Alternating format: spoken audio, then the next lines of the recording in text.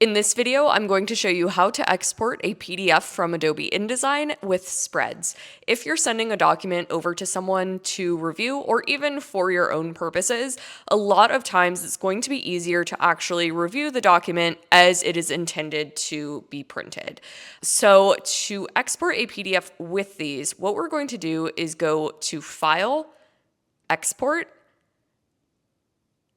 You'll select the location where you want to export this file. You are going to make sure that the format is PDF. For this one, I'm going to do print. You could also do PDF interactive.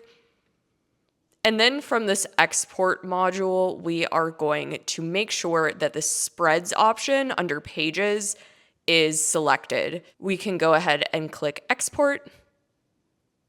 And now to check this, we can open up our Finder and find the file that we just saved.